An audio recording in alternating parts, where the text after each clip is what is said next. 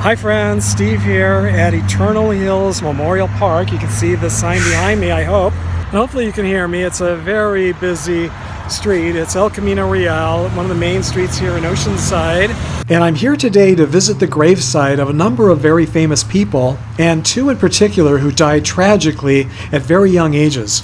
Some of you may remember that I made this trip a little over a year ago and visited the gravesites of actress Karen Black and actor Lloyd Haynes, and shared those videos with you at that time. In case you missed them or are new to the channel, I'll put links to both of those down below in the description section. The first gravesite I'm going to visit today is located in the Calvary section, which is near the back of the cemetery. And when it comes to cemeteries, I don't say this very often, but the sections here are very well marked and easy to find. His Find a Grave Memorial page didn't have a GPS though, so I assumed it could easily take us an hour or two to find his headstone, since this is a very large section. So I was really happy that my daughter and grandkids joined me to search for his gravesite.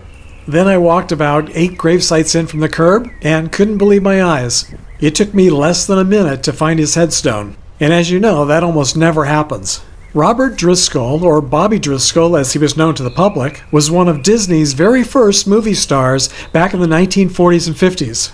During his career, he appeared in more than 50 radio shows, TV shows, and movies such as Song of the South in 1946, Treasure Island in 1950, and as the voice of Peter Pan in 1953. He was so popular that he received a star on the Hollywood Walk of Fame, and in 1950 received an Academy Award for Outstanding Juvenile Actor of 1949 for his performances in So Dear My Heart and The Window, which were both released that year. Driscoll and Lawana Patton were the first 2 actors Walt Disney signed a contract. Sadly, during his teenage years, he became involved with drugs, and his life and career began a downward spiral. He spent time in jail on drug-related charges, and by the time of his death, he was reportedly homeless and penniless. Driscoll died on March 30th, 1968, at the young age of 31. His body was found in an abandoned building in the East Village of Manhattan, New York. He apparently had died from a heart attack resulting from his years of drug use. But even sadder is what happened after his death. He had no ID on his body at the time of his death, so after a certain amount of time, his unclaimed body was buried in an unmarked pauper's grave in New York City's Potter's Field on Hart Island. It's incredibly sad to remember someone who seemed to have it all and who lost it all in such a short lifetime and in such a tragic way. His body was never recovered, but it's nice to see that his family did place his name here on his father's headstone to honor his memory. Another famous person who died way too young, and just as tragically, is buried back near the entrance to the cemetery. Junior Seau was a Super Bowl winning professional football player with the NFL, who sadly and shockingly took his own life by gunshot on May 2, 2012, at the young age of 43. It was later discovered that he suffered from chronic traumatic encephalopathy, which is believed to be caused from head trauma and can lead to dementia, rage, and depression. He was born here in Oceanside and died here in Oceanside. And in 2015, he was posthumously inducted into the Professional Football Hall of Fame. As you can see, he's laid to rest here overlooking the pond and fountains, and his gravesite is easy to find and visit. Just a few feet away from Junior Seau's gravesite is the final resting place of musician Paul Tanner. And while Tanner had the good fortune to live to be 95 years old, he also had a close connection to one of the most tragic deaths in American music history. Tanner was a trombonist with the Glenn Miller Orchestra from 1939 to 1942, and on December 15, 1944, while serving in World War II, Glenn Miller was on board a military aircraft that disappeared over the English Channel. He was 40 years old and his body was never recovered. One of the most popular big band leaders of all time, he had more hit records than the Beatles and Elvis combined.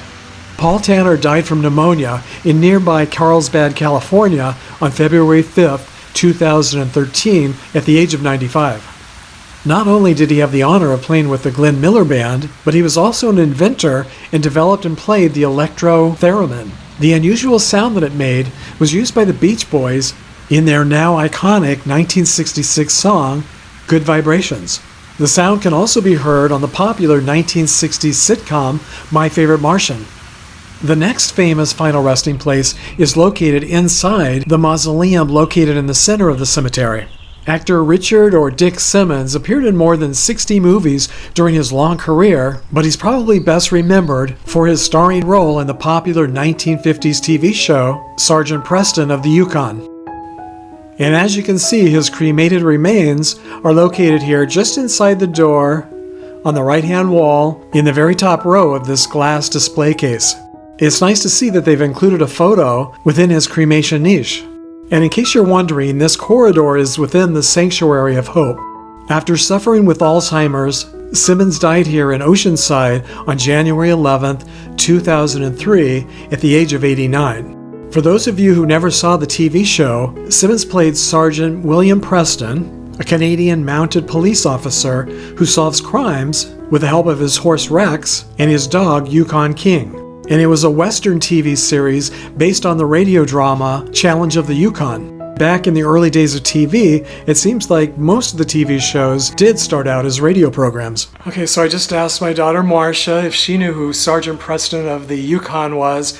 She had never heard of him, and the grandkids have never heard of him. So this is a really nice little sanctuary here, and they've even got some chairs to sit and visit. So this is the Alcove of Hope. Did you look at any more of these life stories here? This is the first time the grandkids have ever visited a columbarium with niches displayed in glass cases like this, telling the life stories of the people who were interred here. I'm starting to see more and more of these in cemeteries around the country, and I can see why. It's a really nice and very personal way to remember loved ones. Are any of you planning to have your ashes displayed like this one day? And we also spotted some fun and very memorable epitaphs, like this one that says everything for today. When you think about it, today is all we really have. And here's my favorite today. Don't worry, be happy. And when you look at the dates on this headstone, I would also add, be happy for every day you get, because they're definitely not guaranteed. So if you enjoyed today's visit to the cemetery, you might enjoy these videos here as well. So until next time, thanks for sharing the memories, everyone.